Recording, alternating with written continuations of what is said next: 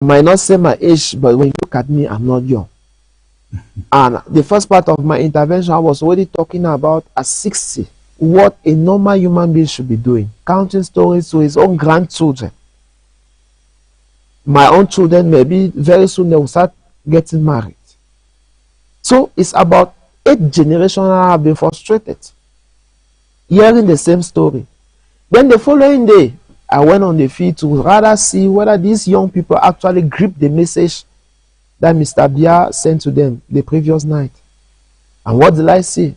I discovered that truly there is a quota of people that no matter how you do, they will be prey. You know, Cameroonians are people who believe. Even when there's nothing to believe on, they will look for something and attach themselves on. Like, it seems as if faith is something that they have sold to Cameroonians. And which is not bad. To be faithful, to expect, to be, to always expect that one day miracles will happen. And it is from that background that the Bia ruling regime has overdue and has no plans to give up. Because they know Cameroonians are dreaming and looking for something to believe. Now, there were some little remarks, aside the one that you mentioned at the introductory part of your presentation. The authority themselves, they appeared in regalia that were respectful. The schools, you know, we are celebrating this 60th anniversary within the Anglophone crisis in the Northwest and the Southwest. We cannot undermine the repercussion that some calls on ghost town can have on a day like this. But the people who make this call on yearly basis will have already known that government have looked for other strategies. There is like the police school in Mutengene, the survey school at a checkpoint, where they always gather students to come and fill the marching ground. So if these people had this information, because the intention sometimes is to render when you say they gather, let me come please, let me not get are they lost. Not Cameroonians? Let me not get lost in my analysis. Those who call for ghost town, if they would have known that government have looked for other measures to make the marching ground popular, flooded with people, I think they would have thought otherwise than frustrating themselves years over the. So, as for government measure, they have a public investment budget that they are defending.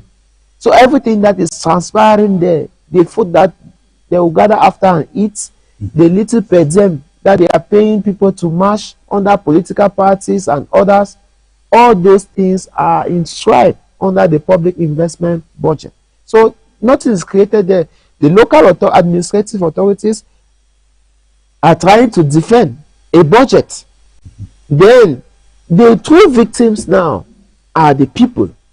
Because that this day, Mr. Moderator, is supposed to be a day of recognition to the effort of young people who stood for the country to be up. Because when you hear that people plebiscited for both the Anglophone faction and the Francophone faction to be together, youth were at the forefront of this action. We are commemorating this youth action. The fact that they stood tall at a point where those who were leading could not on themselves decide whether we should come together or not. Young people stood.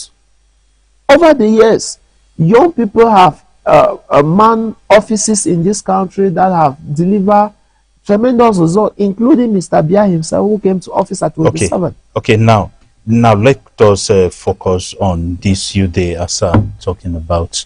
You first of all said they'll go and take maybe school children, police students. But the question now is, are they not Cameroonians? Because normally it is expected that on a day like this, all the youths should come out, youth groups.